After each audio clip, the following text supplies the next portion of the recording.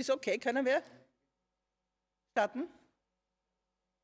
Okay, so a very warm welcome to all those here on site, to those who will join us online, and to those who will hopefully follow us via live stream. At a day like this, probably it's nice and easier to follow from at home the live stream, but nevertheless, we are very glad that you are here to our think tank event, our annual think tank event.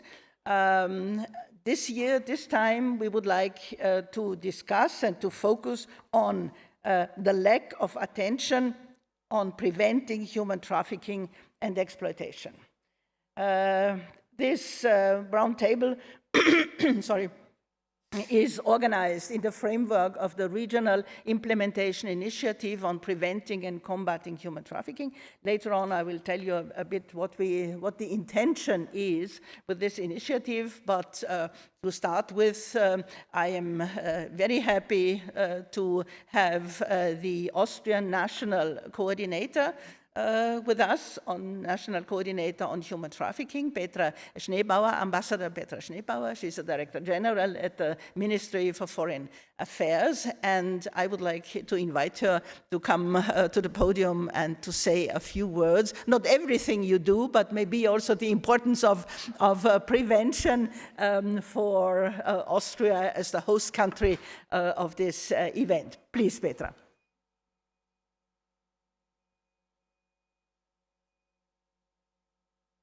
Or go to the here, or you take the. Okay.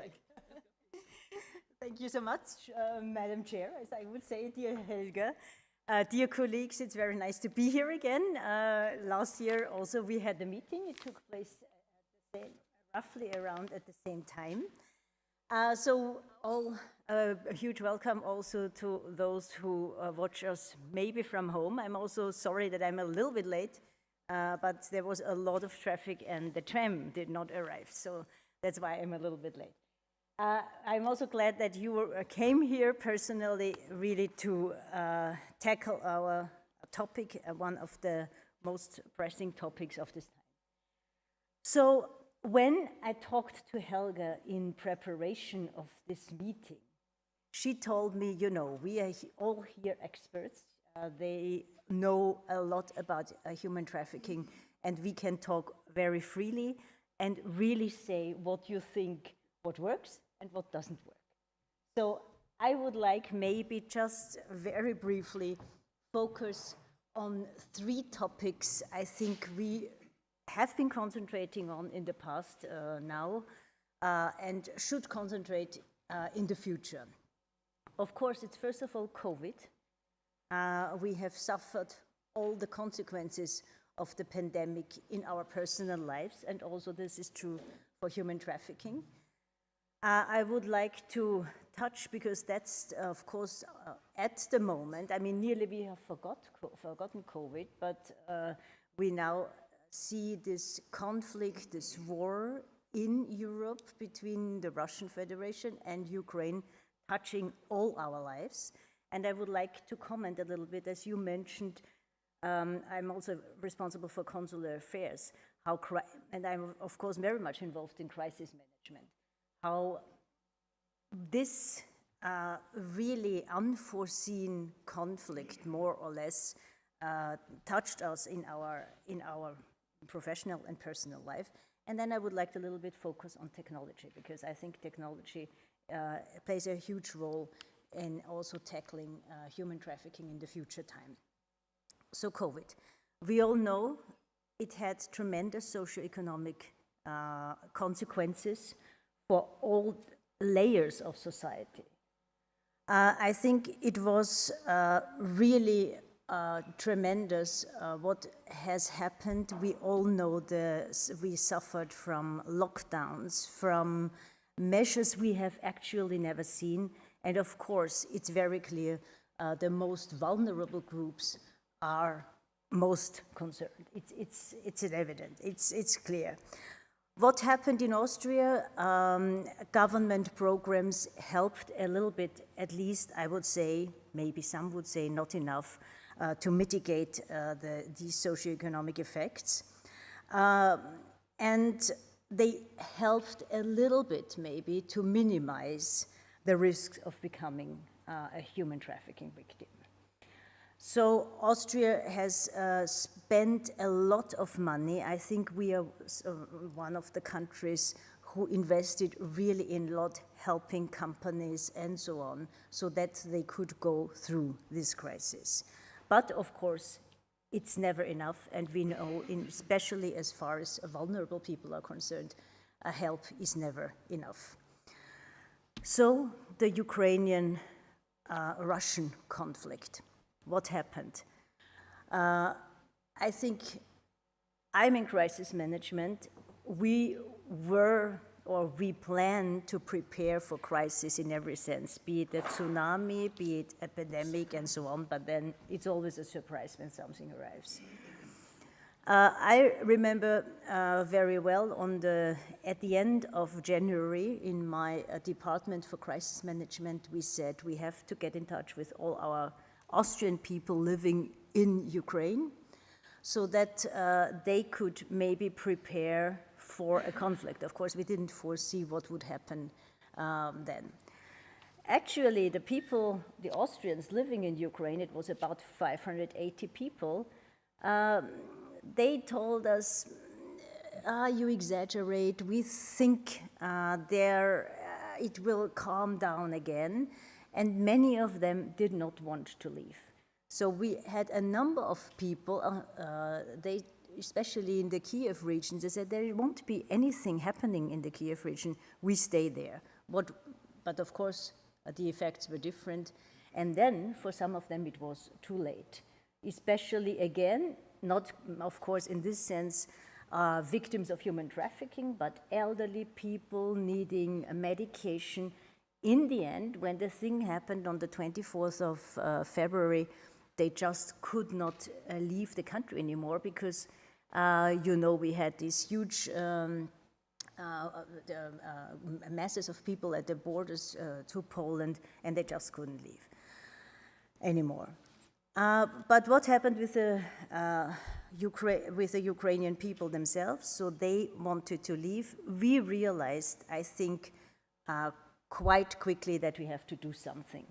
And I think Diane Schmidt is also here virtually, I think two things that went relatively well.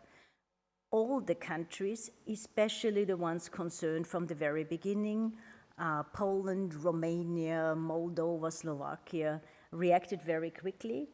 Campaigns were organized. So that people were alert. We did it, Evelyn is here, I don't see, yes, she's here. So lawful in Austria made something. The Ministry of the Interior, we organized very quickly campaigns so that everybody was on alert. Also, the police instructed the people, the NGOs working at the Austrian train stations, at the bus terminals, so that all those, of course, they had the focus, first of all, to help. I mean, that was the sign of the time that you should really help the women. And we have so far about 470,000 people who had gone through Austria. You have to imagine, it's an enormous mass of people, and especially in the first 2-3 months. So now it has calmed down a little bit, but we don't know. It could, the numbers could go up once again, of course, if the conflict again intensifies. So that was an enormous challenge, but I think that helped very well. So that was the first measure taken. I think in the whole of the European Union was very well managed. Of course, you could do things better. I just tell you then what I think could be done better. And there was the other measure, I think that was maybe even, I don't know, but for the first time done, it was this regulation on displaced persons, this EU regulation that had to be implemented by the member states, which really helped a lot because it prevented people to go into illegal work, for example. As you have a legal framework, it's just so much better. So I think this could be a lesson learned for many other conflicts. If you have the legal framework, it really helps. What I would say, as I said, I'm in crisis management. What I would wish to have is, we got, for example, reports then from the Commission, also from the OSCE.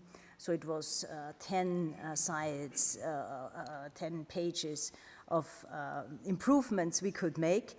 And of course, it's important that you get this information. But basically, we knew what was to be done.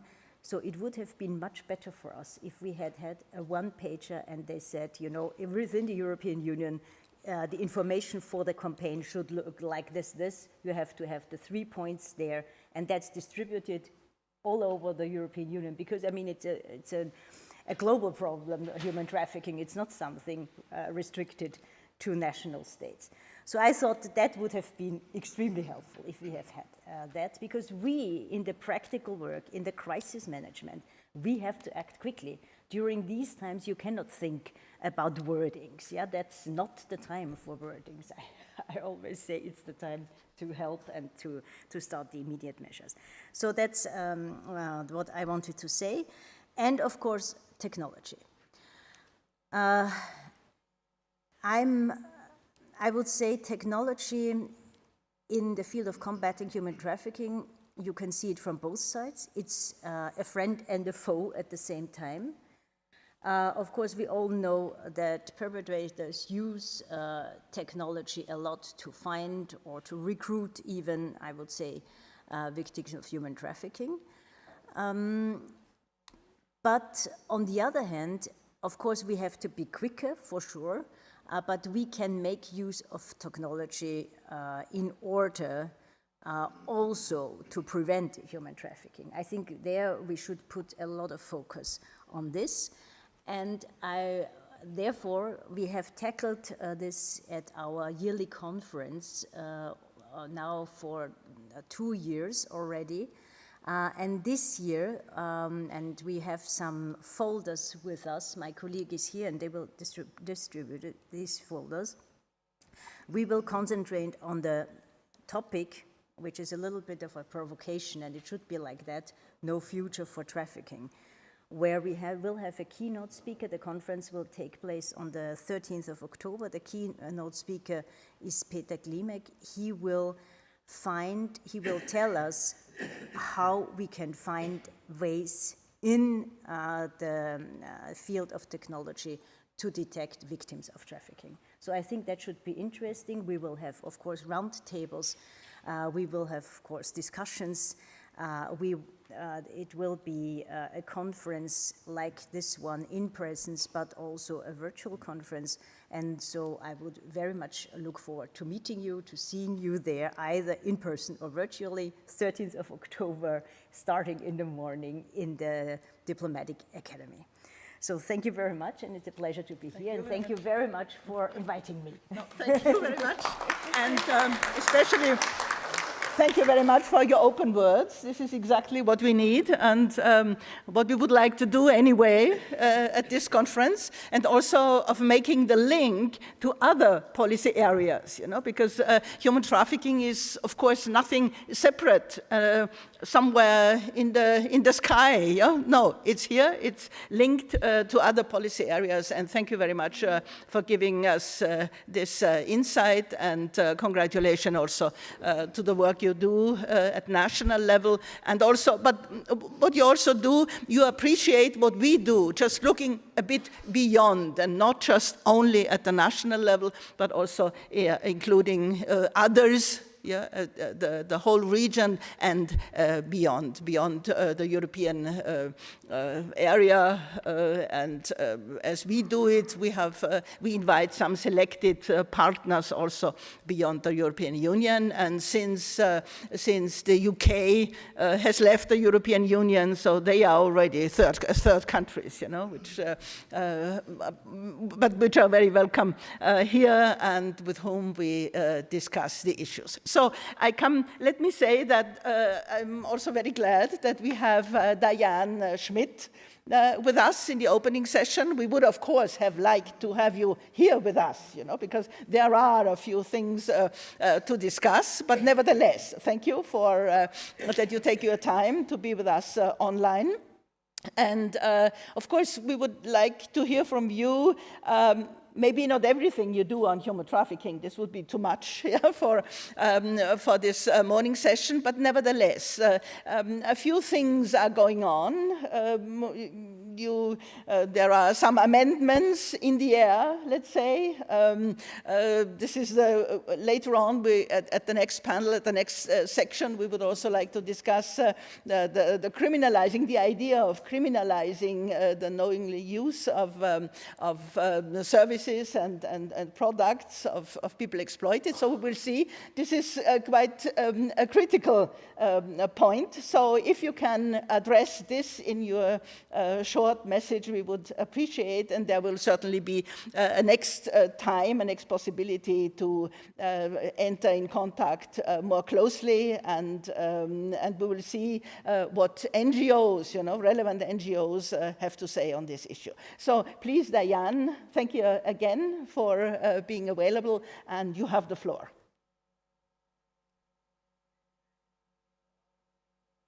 We can't really hear.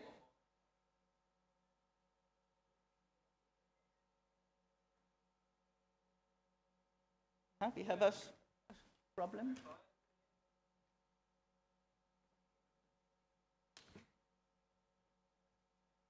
In the conference? Okay.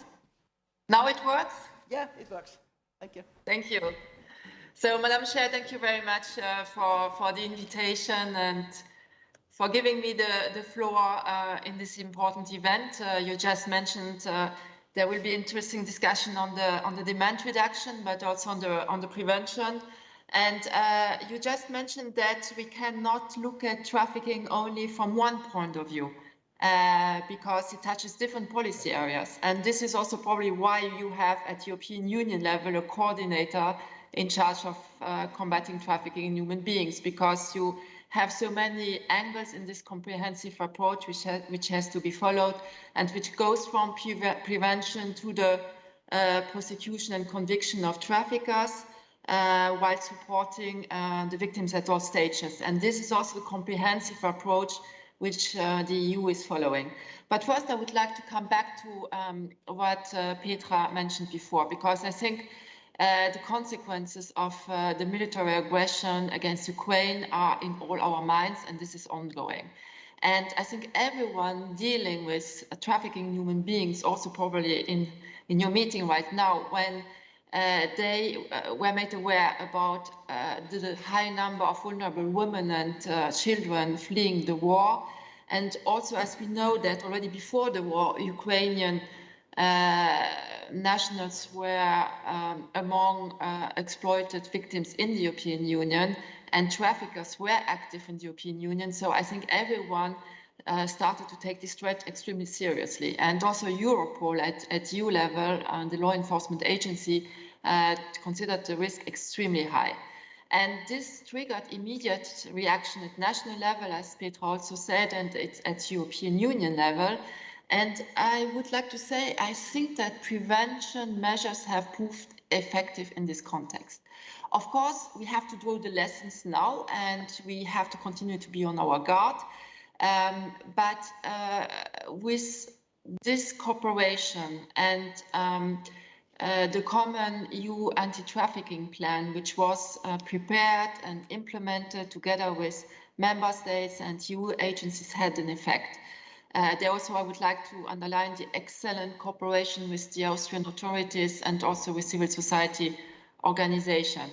So these plans laid down different concrete actions, both at national and EU level, like awareness-raising campaigns, leaflets, dedicated websites and helplines, training, as well as operational actions addressing possible demand for and advertising, for example, services of Ukrainian refugees online, and also in specific high-risk sectors.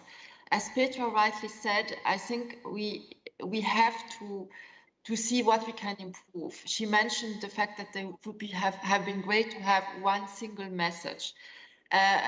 We try to do this through our dedicated website, which is on the European Commission website.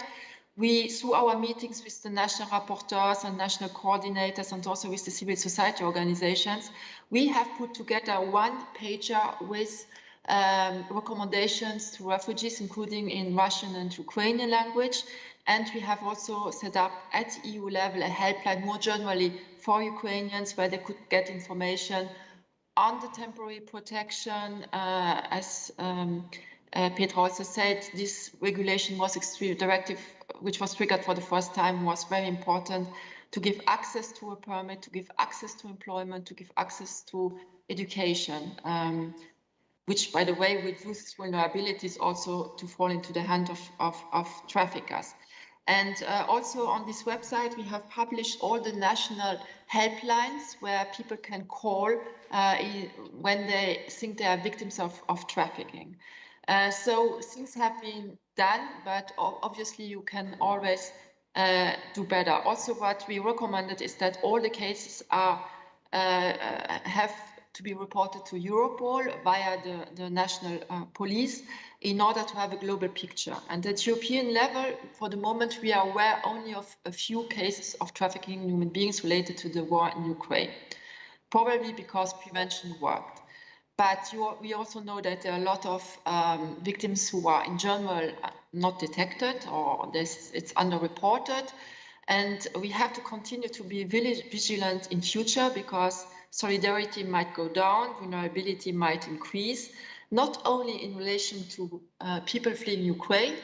You know also that though migrants coming from other non-EU countries might also be in a more vulnerable situation.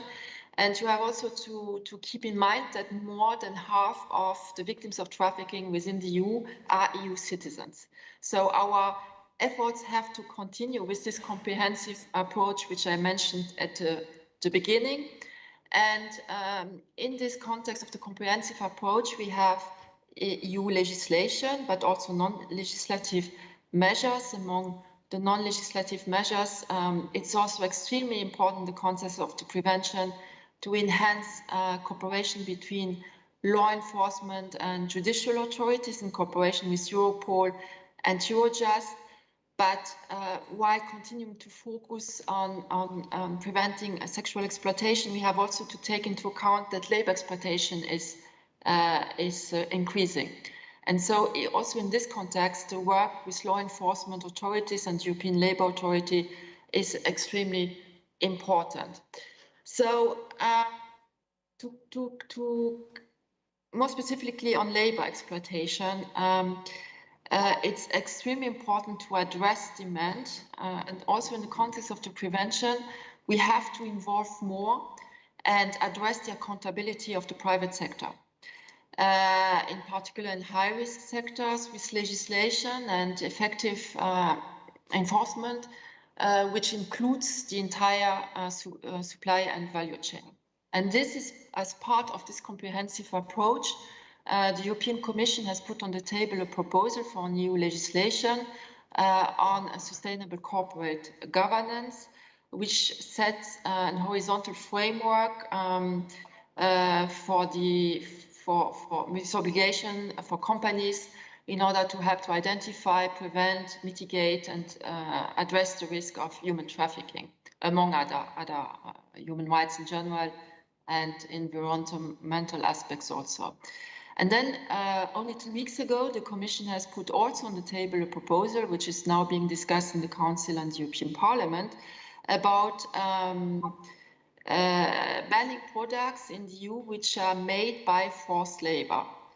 This forced labor, of course, can also come from victims of human trafficking, which means if you ban the products on the EU market, you act also against human trafficking. And this is also extremely important in terms of prevention. So, of course, we will see how the European Parliament and the Council of Ministers, member states will react to this proposal, which is not only linked to trafficking. Now I come to our EU directive, anti-trafficking directive, which is focused, of course, on trafficking, which is more than 10 years old. It's from 2011.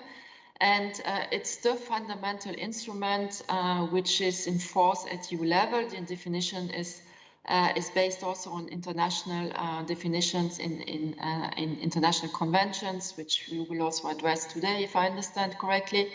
And we are currently evaluating this legislation in order to address new challenges which emerge, but also to see if it's still fit for purpose. So this concerns, for example, the online dimension, which was also mentioned by Petra, and with the COVID-19 pandemic, indeed, trafficking moved more and more online, including with advertisement of advantage jobs, which are not really jobs, but where trafficking is hidden behind.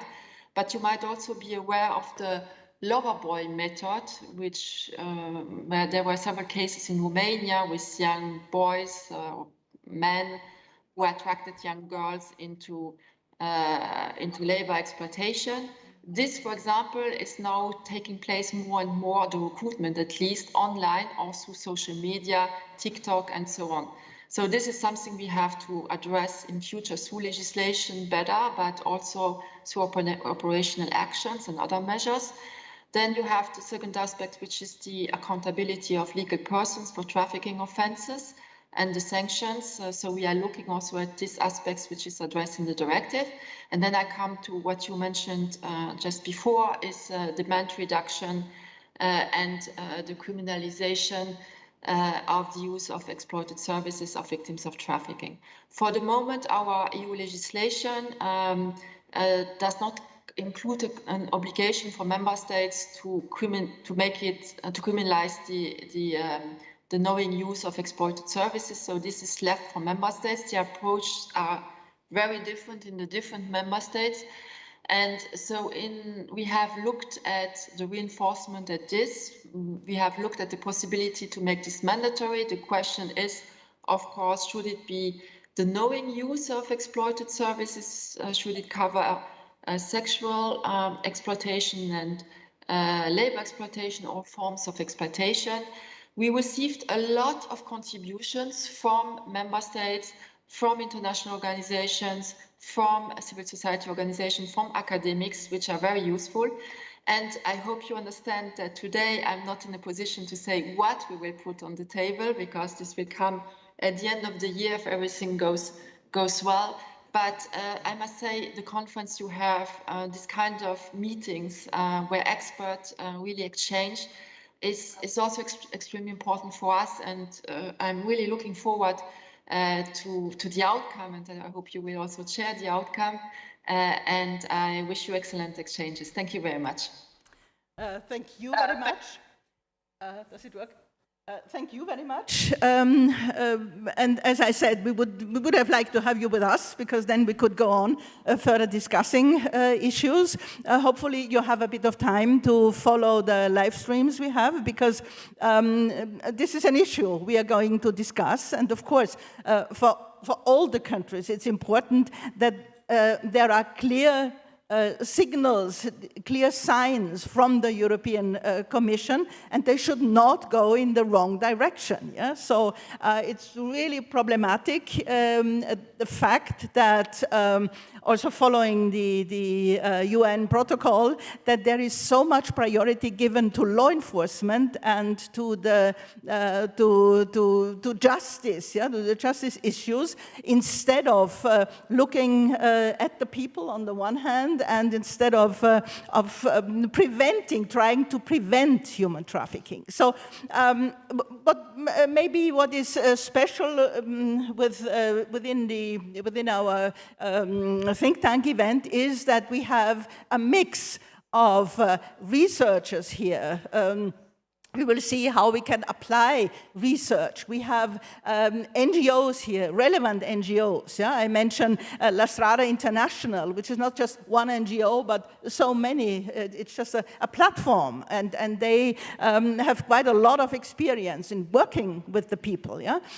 We have academia here. We have practitioners here. So this mix probably is interesting, yeah? Also for you, because you can see what probably would work and what would remain theoretically something theoretic in this context, or which is feasible at the end, you know, because this is certainly also your interest, you know, because to put it, as we heard this morning, you know, to have it on paper, I mean, we have a saying in German, paper is patient, you know, you can put everything on it, you know. The reason why we do what we do is really, we started 10 years after the unveiling of the UN protocol, but what we do is that the implementation was not as it should be, you know. There is so much, if not to say everything on paper, but the implementation is important. But it's also important not to get the wrong signals, yeah, from the European Commission, and therefore, again, thank you very much that you have taken your time. I hope you can follow a bit via live stream the discussions we have, because we will continue immediately with our first panel. Helmut, would you please come? It's just missing one person here. We have the first panel of experts here. We produced a paper on principles that should guide all the measures against human trafficking, and especially also preventive measures. So the principles are not new, of course, but what we did is to focus, or to mention also, and we would also like to discuss it, what it means for the implementation, because there is sometimes also some misunderstanding, you know, and we all know, you know, countries lobby for what they want to have, you know, but it's not always focused on what it should be focused, namely on the people affected by human trafficking, and on prevention, as this is our issue we would like to discuss today. So I come immediately, thank you again. I come immediately to the first panel. The idea is we have 3 sections. The idea is to discuss the principles in general, what it means for implementation. In the second section, we would like to focus on discouraging demand. So this could also be interesting, because very often, you know, you hear demand and everybody has in mind, sex trafficking, prostitution versus prostitution, etc. I mean, we see it a bit in a different way, and try to make clear what it's all about. And we have a third section where we would like to focus on the principle of non-discrimination, also something which is really difficult in practice, we must say. So hopefully we can clarify a few things, or at least provide some interesting insight. So let me introduce the panelists. Mike Dottridge, known for many, many years. He has worked with many organizations, NGOs. He has done a lot of drafting documents for the European Union, for the UN, for UNICEF, etc., etc. So, of course, we draw on his expertise and experience, and we ask him to compile a set of principles, and also to tell us what's all about, you know, how we implement it. So this is Mike Dottridge. The idea is that he would start with a sort of keynote on this, and then we have the long-standing colleagues, renowned colleagues from I start here. Helmut Sachs, he's senior researcher at the Ludwig Boltzmann Institute in Austria. We have Christina Kangas-Punta. She has been for many years responsible, worked at the UNODC and responsible for the protocol, let's say, but also for the reports, for the biannual reports afterwards.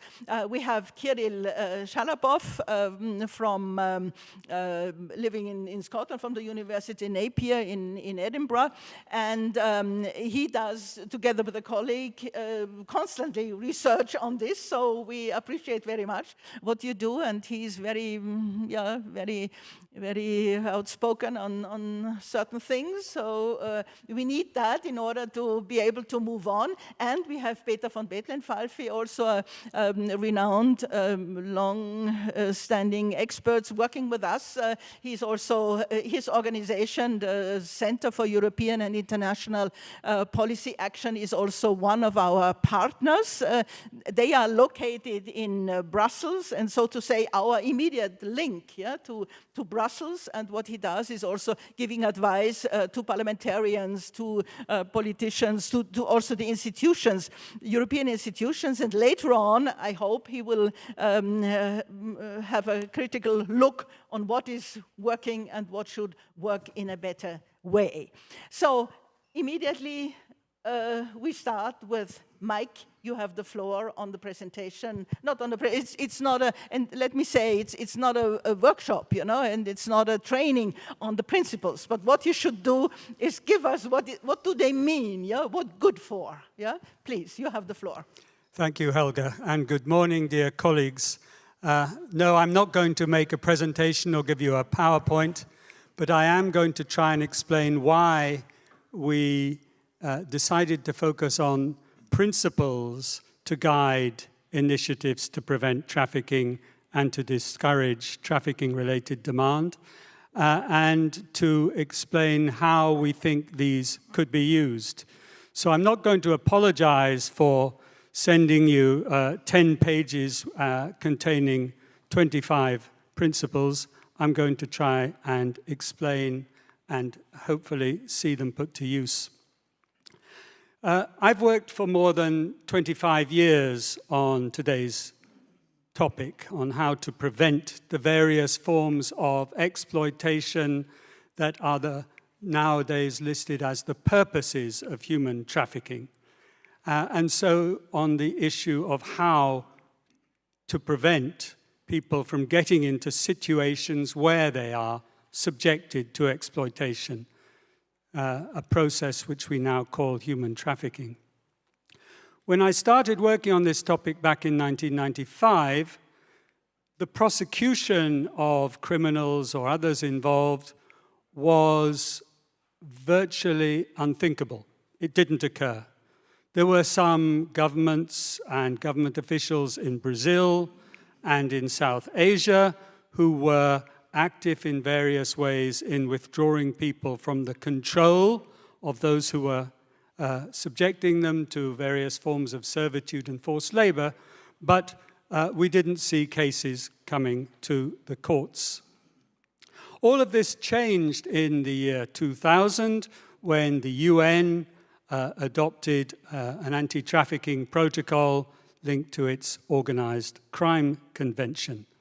And then in Europe, we saw, first of all, it ramped up in 2002 with a framework decision on trafficking. 10 years later, there was another instrument. In 2005, we saw the Council of Europe adopt a convention on action against trafficking in human beings. And each of these mentioned in passing the issue of prevention, but put the focus on criminal justice responses to trafficking. I won't say that the references to prevention were meaningless, but they were certainly not based on any expertise. Now, you've all heard, I think, the phrase that prevention is better than cure. But in this particular case, the actions that we've invested money in to stop trafficking, I don't think that's true. I think there was a strong motive, particularly from a transatlantic power, to influence justice systems, parts of a state's apparatus, which in the past it was unthinkable that another country could try and influence. And I realized that, and it took me 10 years, I think, to make the realization, that there was relatively little interest in changing the policies that facilitated trafficking. Now, after 2 decades in which we've relied on law enforcement to stop trafficking, the numbers of people being trafficked, or the estimates of those numbers, are still increasing. I think one international organization talked about 50 million people in the world this year. I'm not sure I believe the numbers, but the numbers are still high. It's as if all the law enforcement, although it's helped individuals, that it hasn't had a big influence.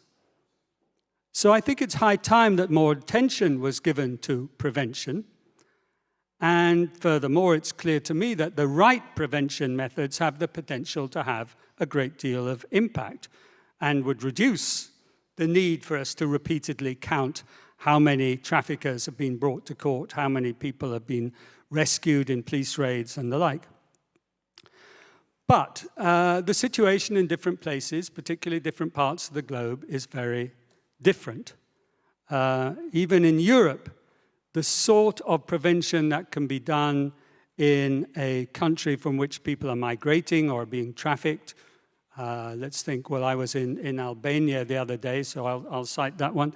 And those in which people are brought or are migrating and where they are exploited in these various forms of exploitation listed as purposes of trafficking, these forms of prevention are very different. So I didn't think it would be useful to start by talking to you about the most effective methods or what might constitute good or best practice. And precisely because I think that many of the measures labeled as prevention have had very little preventive effect, and some have actually inflicted harm on the people they were supposed to be protecting, our focus today instead is on the foundation stones, what we've called the principles that should guide initiatives to prevent trafficking. Now, I wanted these principles to be brief, and with the 10 pages that we've sent you, I apologize that they are not. But I hope, by being as long as they are, that they can be more useful than if it was just 1 page, and I hope that they can come to the attention of more people than are with us today. The text is intended to come to the attention of those who design either campaigns or other initiatives to prevent. And so we put in a series of cross-references to other texts. They might be useful, for example, for those who forget prevention for 51 years of the year, but in the week of the 18th October, they have to produce something, and yes, it would be nice if it was something that was meaningful and useful. We also need to influence the politicians, and I've come across many of them, who assume that human trafficking simply needs to be tackled by the police, without acknowledging that a wide range of their government policies create the conditions in which traffickers and trafficking flourish. Now, to make it easier to navigate through the 25 principles, I've divided them into 6 sections. Some are very general points. Those are at the beginning. For example, principles of international law, such as the principle of proportionality. And among the others, there are general points which are perhaps less principled, but which are based on lessons learnt over the past 2 decades. I hope today we'll hear some general comments in the first session on prevention, and then we'll move on to get some more specific feedback on 2 particular issues that Helga has already mentioned. The UN Anti-Trafficking Protocol was the first international treaty that used the language of discouraging demand. And although the European Commission spent several million euros on an interesting project in the last decade to clarify what this meant doing, and the OSCE published a report earlier this year about trafficking specifically for the purpose of exploitation of the prostitution of others, nevertheless, this issue remains very divisive. So our second session will focus on it. And I'll say a few words before that starts. The third section will focus on issues related to discrimination. These haven't received nearly as much hot debate as the issue of discouraging demand, either at international or national conferences.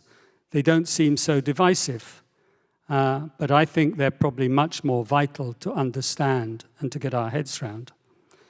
Since the beginning of this century, it's been clear that traffickers pick their prey quite carefully. Not always, but often they're looking for people with certain characteristics, sometimes to do with their identity, sometimes to do with their personal experience. And I'm one of many who assumed early on that finding out what those characteristics of a victim were should give us a vital clue about what to do to prevent such people being trafficked. What I failed to recognize early on is that this approach could easily encourage discrimination against such people, both among officials employed in efforts to stop trafficking and among the wider public.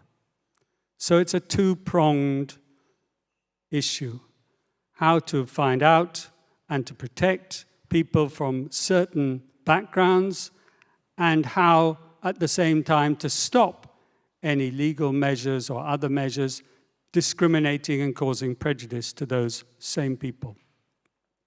In the end, it boils down to a tension between the need to protect the privacy of trafficking victims and the data that's collected about them on one hand, and the corresponding prevention methods that will benefit people who fall into any category of humanity that's known to have been trafficked in disproportionately larger numbers than others.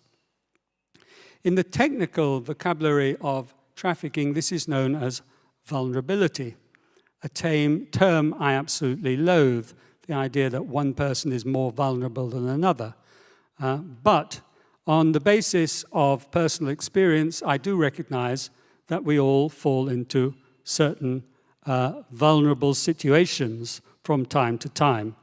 In my case, I was a new graduate arriving to work at a university in another country with a contract, only to be told that, no, I couldn't be paid the amount of money I'd promised. It had to be a lower salary for all sorts of technical reasons.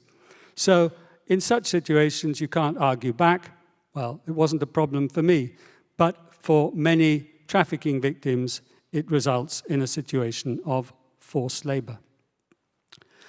Let me go back to those 10 pages. I'm sorry that they're so long, so detailed.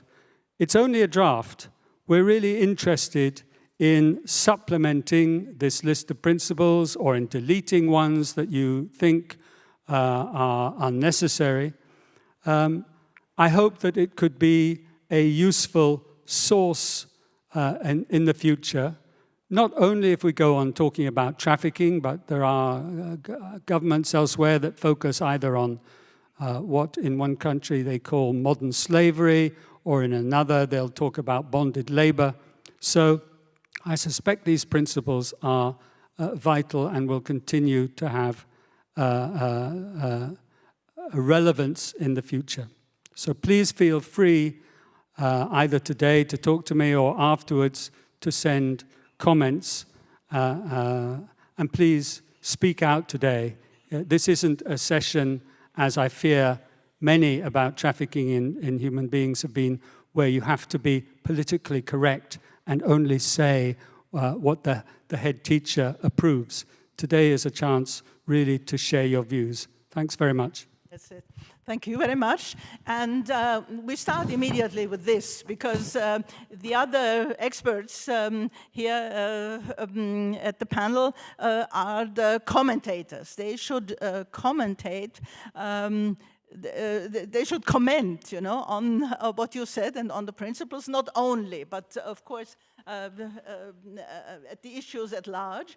And so therefore, I think we should maybe start with immediately with Helmut Sachs. And in preparation of this think tank event, I asked all the experts to provide a quote which would somehow, you know, focus on what they would like to focus on. And Helmut Sachs,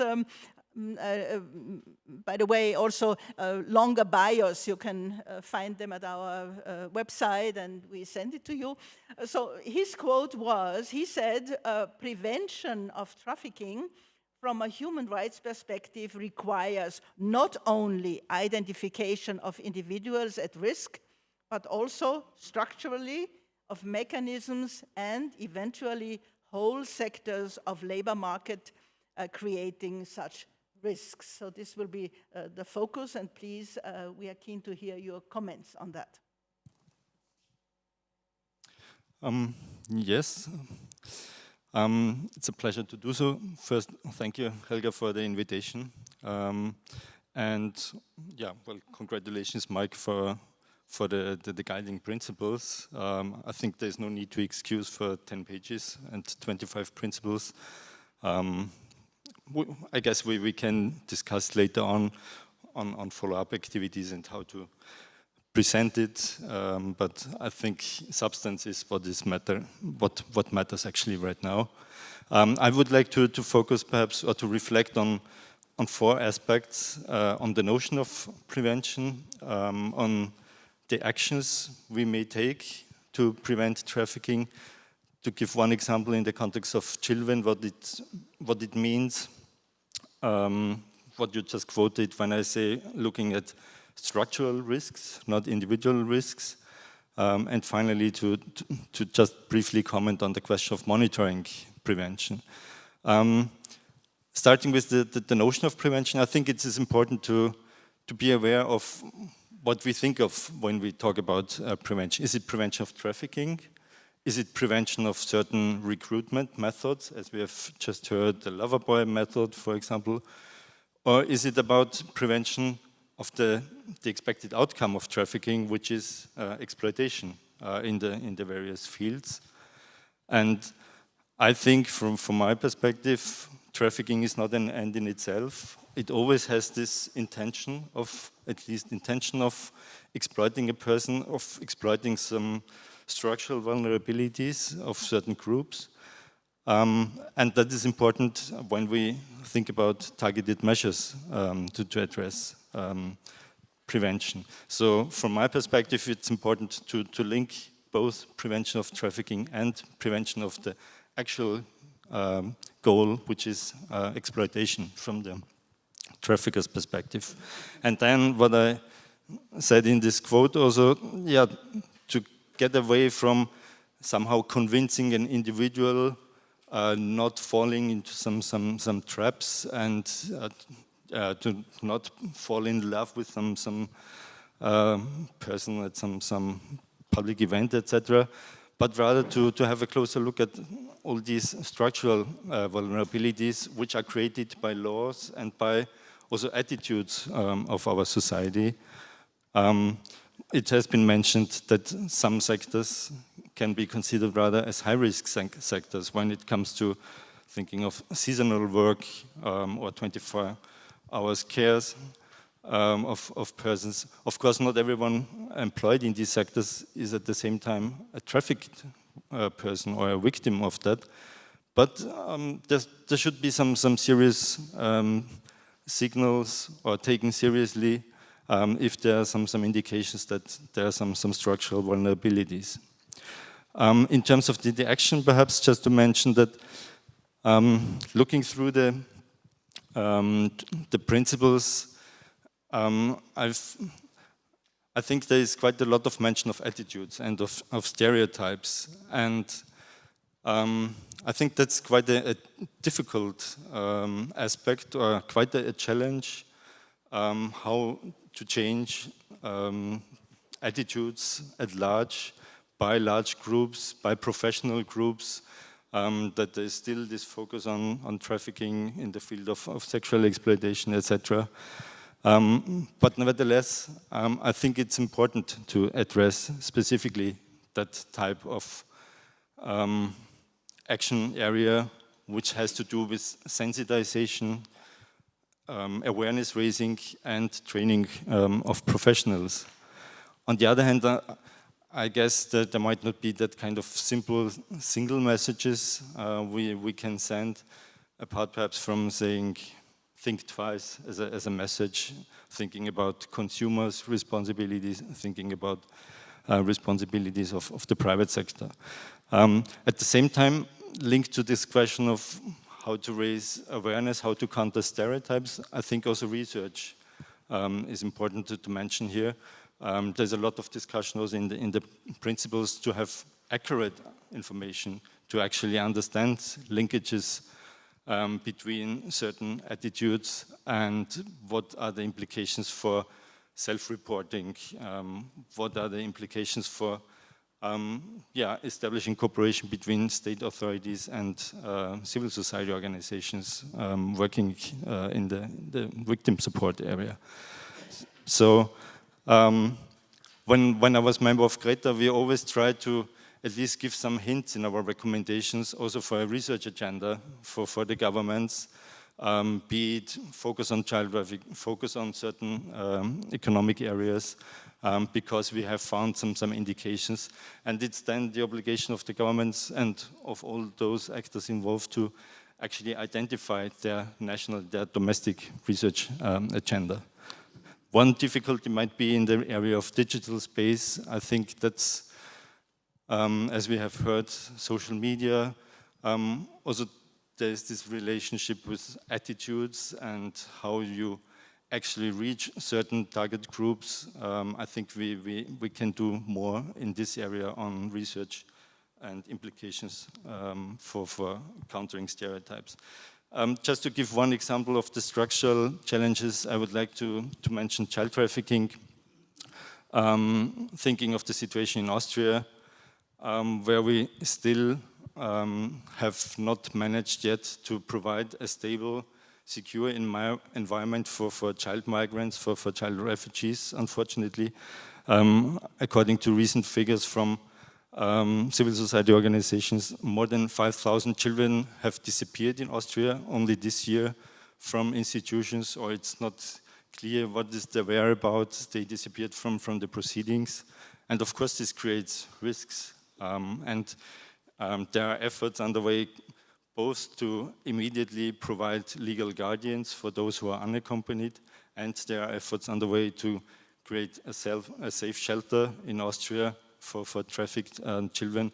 But really having that focus in mind, I think that's, from my side, a very clear example of what could be a structural vulnerability of a system if legal guardianship is not provided from the beginning, and if there's no safe place secured for those children. So, and finally, linked to that, I think that just to mention the question of monitoring, I'm sorry if I'm talking too long again, but the question of monitoring, it is mentioned in the guidelines also the importance of evaluation, to look into campaigns, to do impact assessments, etc. But also I think it's important to think about indicators for the monitoring process, for a constant process, as kind of a perhaps distinct element of accountability. I was once involved in some project about early warning indicators for trafficking. It's quite tricky. There are no causal signals. If you see this, then there will be that risk. But at least to strengthen capacities and to think of what in combination could be relevant indications for some structural risks, I think that's important. Thank you. Okay, thank you very much for these comments. And we can, of course, later on, hopefully, if the we don't run out of time, we can also discuss it further. But I would like now to come to Christina Kangas-Punta. I mean, because what Helmut Sachs mentioned is, of course, not only an Austrian problem. Yeah, so she has the view on the whole. You don't need to do anything, so it's just yeah, it works. Christina, as I said, she worked for many years at UNODC. And other UN organizations. And when we, in preparation of this meeting here, when we spoke first, she said, I said, we would like to focus on prevention. And then I remember she said, what prevention, you know? Because this is really the truth, you know? Prevention was not really has not until now been a serious issue in fighting human trafficking. Yeah, it was sometimes some awareness-raising campaigns, not even clear address to whom, or, you know. So what we would like to do is, of course, discussing prevention, which goes beyond awareness raising. And her quote, the quote Christina made was, there are conflicting and competing views on what should be prevented, and the preventive measures may not prevent the victimization of human trafficking in practice.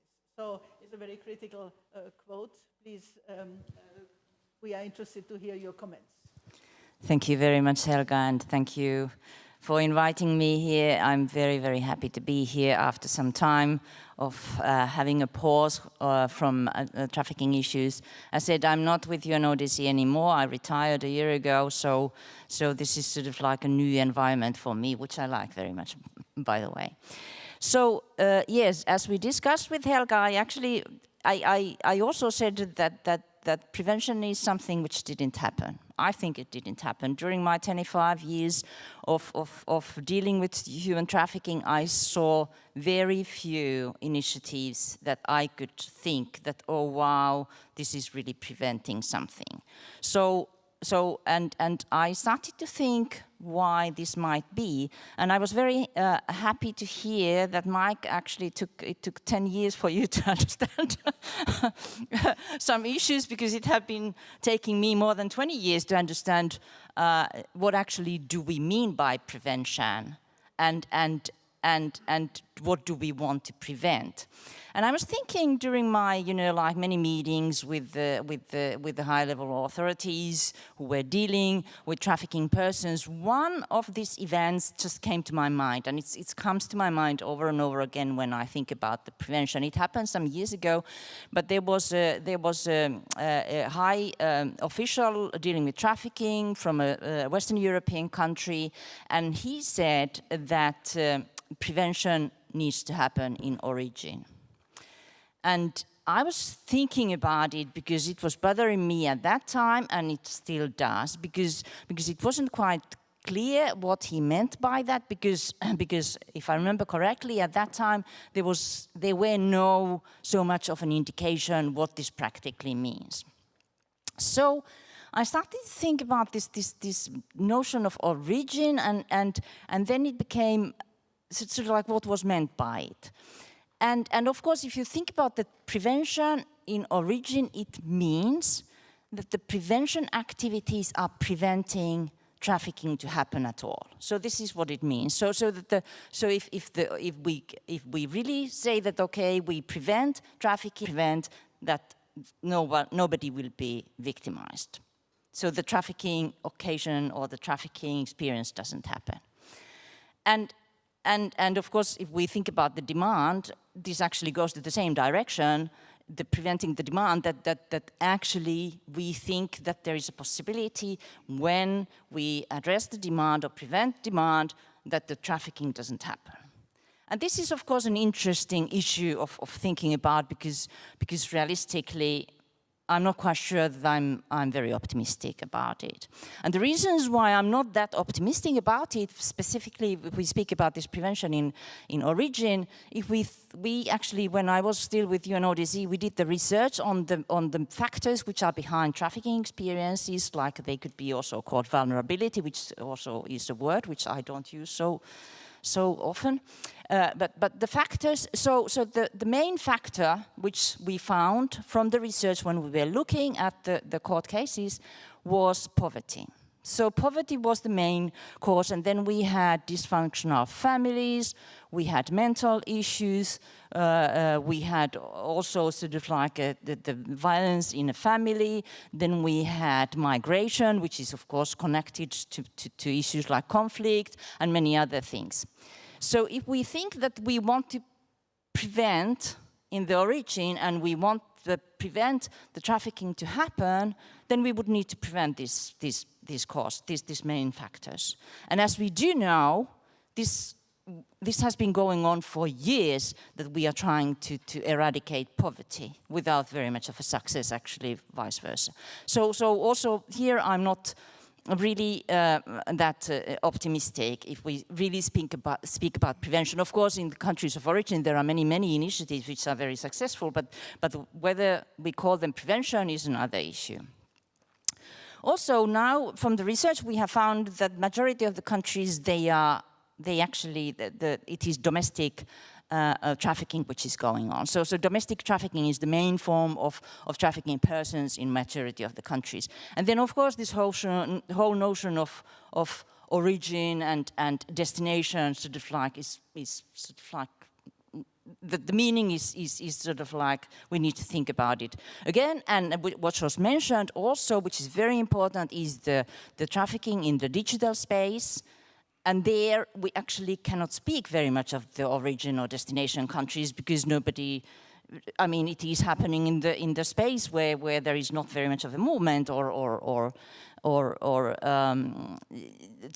the notion of origin and traffic and destination then sort of like disappears. So all in all, I'm sort of like not so optimistic with this kind of prevention strategy.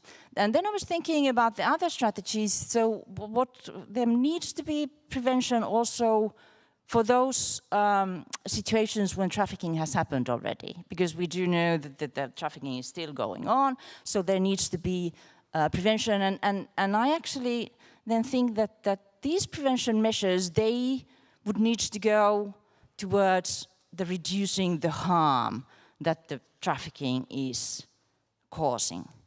So and then I was thinking, what would these prevention methods be?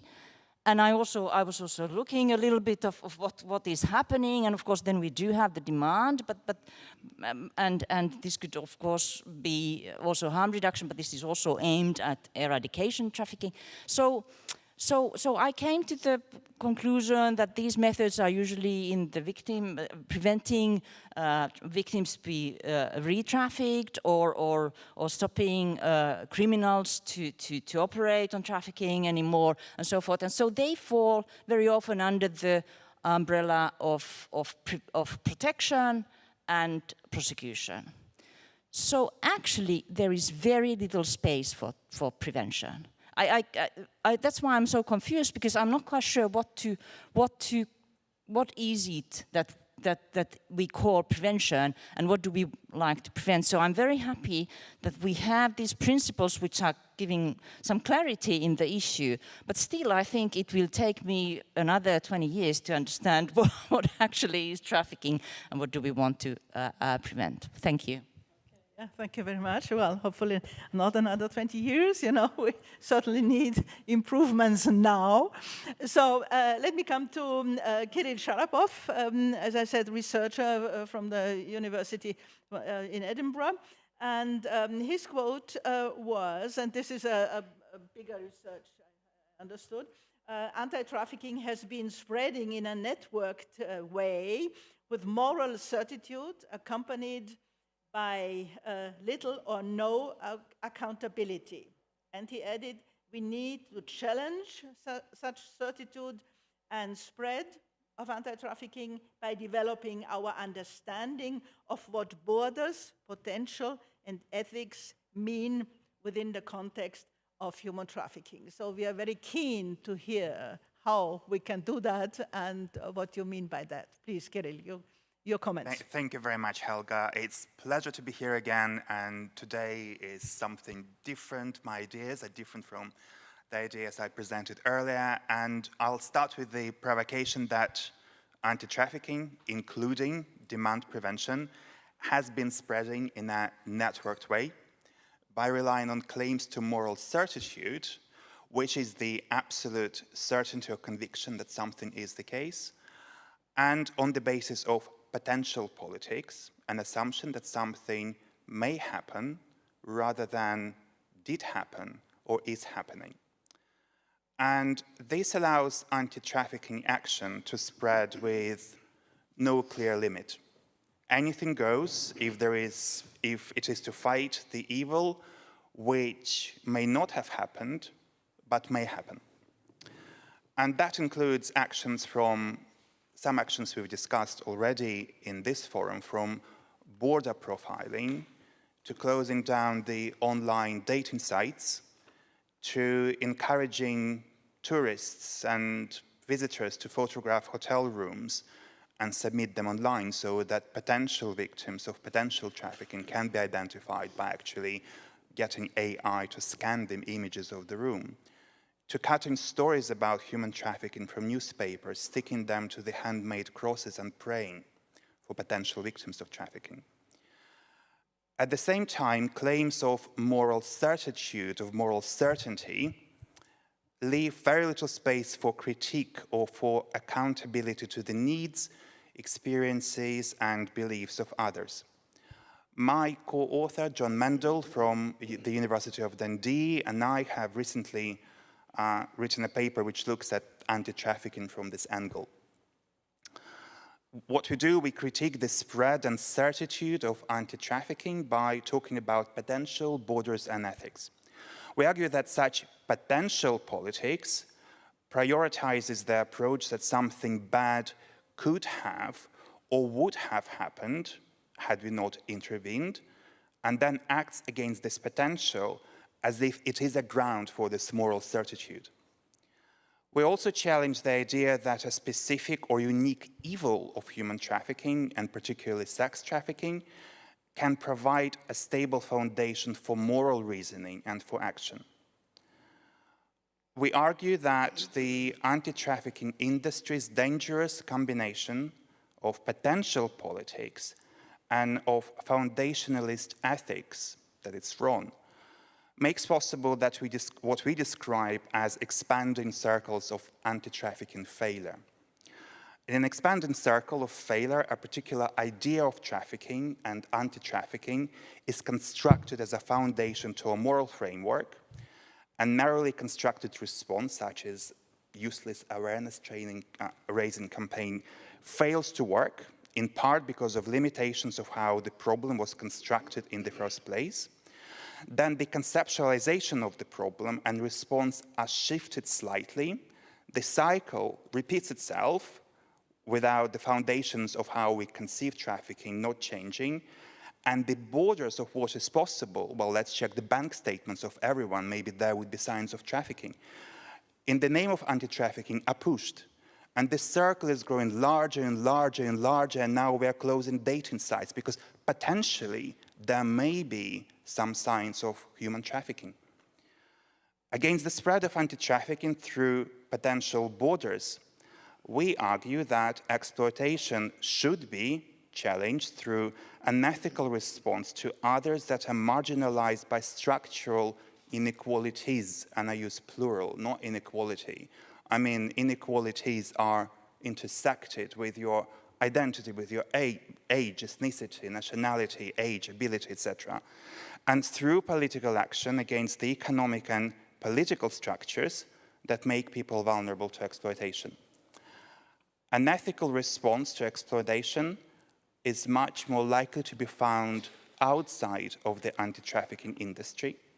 For example, one might look instead to sex workers, support organizations that provide harm reduction measures and mutual aid when workers are struggling, or at campaigns to disrupt and abolish the immigration controls that can and do facilitate the exploitation of migrant workers. Thank you. Thank you. Yeah, it's most interesting, and we certainly have to think further on this. And of course, this will be available your research. And I would now like to come to the last speaker at this, the last commentator at this panel, to Peter von Betlendwalfi. As I said, our link to our immediate direct link to the European Commission and to Europe, to Brussels. And his quote was, "Unfortunately, it is a fact that the coordination amongst EU agencies, their mandates and impact upon strengthening rule of law, human rights, democracy, and anti-discrimination efforts are a weak spot of the European institutions." So, yeah, we all know that, but we should not simply, it's not on bashing the European Commission and the EU, but it's on constructive reflection, what should be done, what can be done. Peter, you have the floor. Thank you very much, Helga. I completely forgot my quotation, so I have to rethink now my intervention. Micro? Yeah, okay. First of all, I would like to thank you, Helga, for creating this very conducive atmosphere for a discussion. And you know, I think we are all happy to come, if we can, for the next 20 years to your meetings. And here I am just, again, in the history of this whole issue, we have to think gratefully of you and at that time your colleague Kaspar Einem, who allowed us to organize with Mrs. Gradin the first conference on European conference on trafficking in 1995, if I'm correct, at the Auersberg Palais, when we have laid down all the principles which should be regarded for the future policies and activities in this field. We have amongst ourselves here many experts. They all talked about this particular subject of prevention. We have, of course, and I would like to hear later, international, high-level international civil servants with us, like Roger Plant and Peter Schatzer and others here, who have probably another view. And my last point is just to formalize it. I'm Patsy Sørensen, who is the director of the Belgian agency PAOKI, asked me to congratulate you to this event on prevention, and so I'm bringing over the greetings. Now, since Ambassador Petra Schneebauer is leaving, Director General of the Foreign Office, I would like to congratulate her to her points and critical points. I take it just a critical point. She said sometimes it's good to have one piece of paper for action, some piece of paper which could be used in all EU member states, or if you like, in Europe. And this is the point, that sometimes the Commission is forgetting that we don't need new, complex, complicated strategies on papers, on thousands and thousands of pages of papers, but we need, and the member states and the governments need also something very clear, focused on a certain situation, especially on situations when we are talking about prevention. I mean, if we are talking about the prevention of illegal, irregular migration 2015, or if we have in front of us the situation in Ukraine, we knew it's happening. So what is the prevention we have invented? There is not much, even from the European Union. We are fighting, and if I say we, I say generally, if you go to the European Council, where our chief elected politicians are sitting, you would not believe it, what discussions are taking place. It's just, I'm very unfortunate, those discussions are very nationalistic, if I may say, very egoistic, seeing their own political career, the interest of their own country, but very little, I would say, this is very critical probably, but very little European solidarity and European approach, especially in difficult situations like we have now. Inflation, some countries are falling into recession, and trafficking is certainly not, and prevention of trafficking is not high on the agenda. Now, To the prevention, you heard Christina Kangas-Putra and Michael and our distinguished colleague. I think a lot of things have been done on prevention. I still don't understand the notion of prevention, I have to admit, but I think a lot of things have been done. And the question is, institutionally, what can be done better on the European way? And this implies immediately the question, who is in the driver's seat in the European Union? Is it a commissioner who is in charge of the internal affairs, Mrs. Ylva Johansson? Is it her higher level, vice president, the Greek vice president of the Commission? Is it the president of the European Commission, the new one, who promised us immediately, 2 days after her being inaugurated as the president of the Commission, I will come with a new proposal for migration policies, new migration policies, including prevention of trafficking and fighting trafficking, and I will push it through. Well, we are now having a few years, nothing is happening, and your Prime Minister, your Chancellor just said a few days ago there is EU failed in the migration policies. I'm bringing it up because without clear migration policies, you cannot have a good and sound prevention, action and policy against the trafficking. This is the one thing. The other thing is, I'm asking myself always, I reviewed the EU member states agencies. Now we have, strictly speaking, about 7 or 8 EU agencies dealing with security, and about a dozen and more dealing also with a blurry notion of human rights or civic liberties. And if you take a look on what type of agreements, cooperation agreements did they sign, yeah, you can see some of them signed with very limited UN agencies or with certain government agencies. But almost if none of them, maybe you have found some, none of them signed a cooperation agreement with the NGOs and with the civil society. This is the one thing. The other thing is that all those agencies are having some type of cooperation, but they don't have, if you read it and if you know their action, they don't have any profound strategy on how to prevent trafficking, how to prevent those terrible breaches of human rights, if you like. Mrs. Kangas-Putra just said very correctly that if you go for a real notion of prevention, you have to see in this sense the countries of the origin, the poverty, the political repression, and all these things which are playing into that. Yes, it's very complex. But now, if you take all the projects which are funded by the European Commission mainly, and the member states, co-funded by the member states, there are not hundreds, I think, Michael, you said it, there are thousands of projects since 1995. All of them are dealing with some type of very good, very useful activity.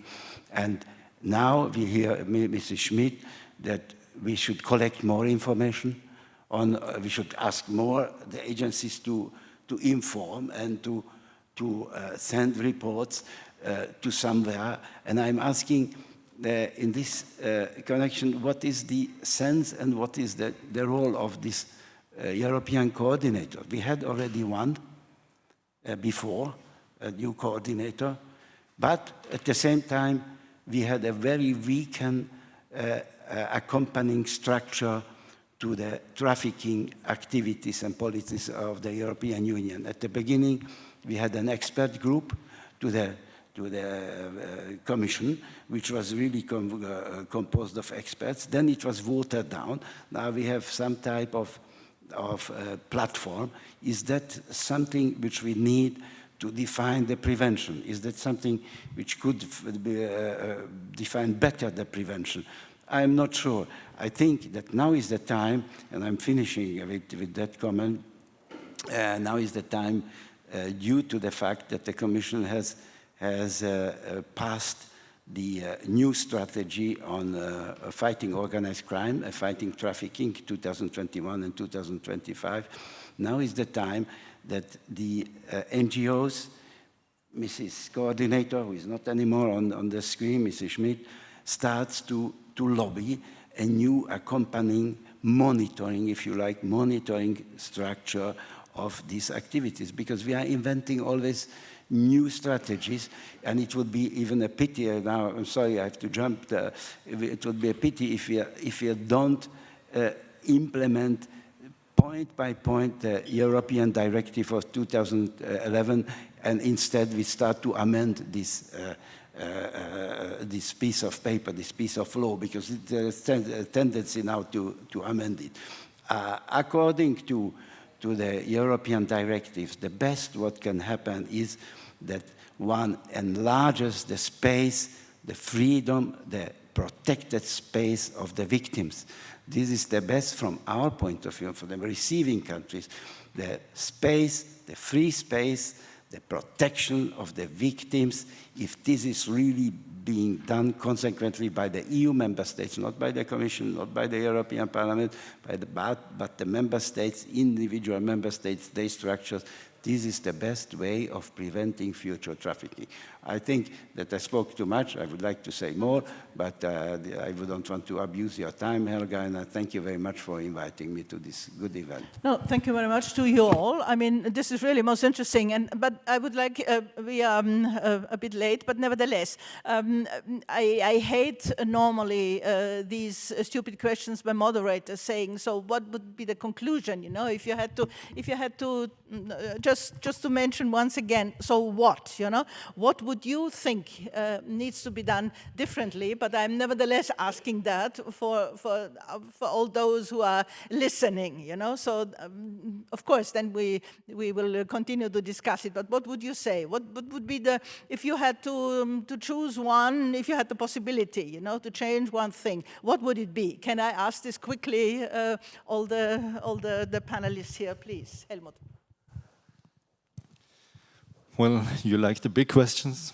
I think what I take from the discussion right now is that actually there is still a further need to think about what we mean by prevention.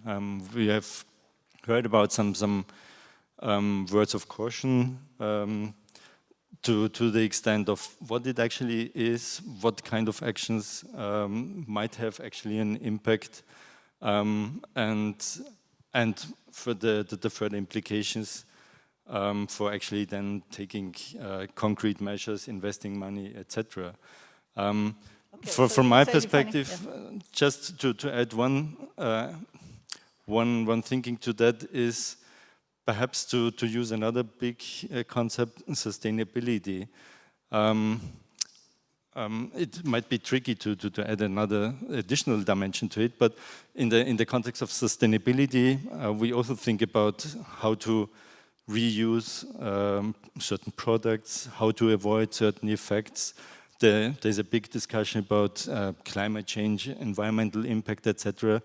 But not to forget about the human dimension. As in Austria, we had an action plan on sustainability in public procurement, and I think that's also one of the key principles, I think, in the guiding principles, which initially had a strong look only on the environmental aspects. But when it comes to supply chains, for example, and social indicators, that's also sustainability, and that should, by linking this whole debate with the anti-trafficking prevention, I think that could be also one further step for discussion of what do we actually think about, or what do we mean by focusing on prevention. Okay, thank you. Christina, what would you do if you could immediately change something? That's not so easy question, but I first of all, I think that we would need to think again, you know, like this big connection. So even though it was mentioned that we need a good migration policy to prevent trafficking, how do we know how migration is connected to trafficking? I'm not quite sure that these big questions are the key for success.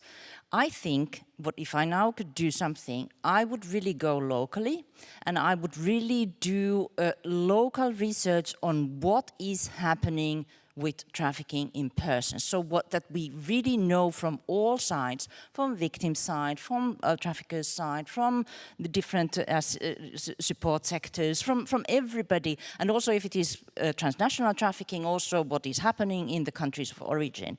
And based on that knowledge, there is, I think, a better possibilities to then know what should be prevented so that it is efficient. Probably that's what I would do. Okay. Mike, what would you say? I think I'll build on what Christina's just said. Absolutely, we need to build on evidence. But as Kirill said, we have moral crusades. I'm not against moral crusades in principle, but I have been in this one because they take us off into a sort of place in the sky which is too far from reality. And in order to have reality, I'm sorry, I think that the state needs to reverse its role. 20 years ago, civil society had a much stronger voice on this issue, and for 20 years, NGOs have been squeezed out at national level, at international level. International level, particularly the IOM has been brought in as a service deliverer for governments that want to get rid of people. So I think that monopoly has been terribly harmful. I don't think it's in the interest of the states concerned. I don't think they realize that. Thank you very much. Kirill? Thank you, Helga. I think I have one suggestion. We know that concepts and documents do have a role if we are talking about prevention in a policy or in legislation. Prevention happens or should happen. And a colleague of mine back in the UK came up with an idea of contextual safeguarding when she worked with vulnerable children, because she said, or she sort of came up with this idea that we cannot have one safeguarding policy that fits all, because children who are vulnerable for different reasons.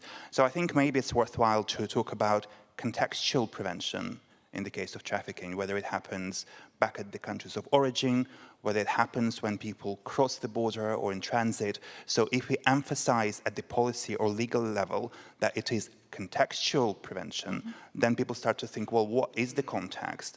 Do we have one fit all approach or not? And probably to go back to our discussion last year, I'm really now a strong advocate. I think the NGOs and practitioners and researchers should come up with this list of do and do not do lists, which should be applied in the context of trafficking. Do not do these stupid, silly awareness-raising campaigns if you don't know what it's for. Do not, stop people at the border or profile them. So I think it's kind of more of a practical recommendation, which I hope our colleagues will discuss in session 2 and 3. So thank you. Contextual prevention. Yeah, thank you very much. And Peter? Well, I said already one thing, the protection of the victims, because you can conclude a lot of policies and actions if you speak about, if the victims are speaking freely. But the main point is, from my side, is that the governments have to be, our member states in the EU have to be pushed much more to implement the existing provisions of the legal documents which we have. This is not happening by the Commission for the moment, because the Commission is very weak. The second thing is, I can just not accept as a person that we are using taxpayers' money. I wrote it down, I don't have the figure, probably so 60 billions of euros to promote and to pay activities of the corrupt, authoritarian, hybrid governments worldwide. This is not bearable. I mentioned the platform, but I didn't say that still we have only one report worldwide which is naming and shaming some governments. This is the TIP report. We in Europe, we are talking about monitoring, we are talking about soft measures. We don't have such a document. I think it's the time, it's the NGOs, the civil society who should push for that, to have some type of not only monitoring, but naming the governments, the shame which we have in Europe, that provisions which are existing are not being correctly implemented. We don't need new laws, but we need action now. Yeah, thank you very much. I think it was most interesting panel, really, and we certainly will continue. You know that. So thank you to this panel. We are a bit late of time, but nevertheless, we continue for all those who will follow the next section we have. The next section will be on discouraging demand. They have to switch to the next live stream link, yeah, so that you can follow. Thank you very much. A very short break, just 5 minutes to have a drink, and then please the other panelists come up to me to here. Thank you very much.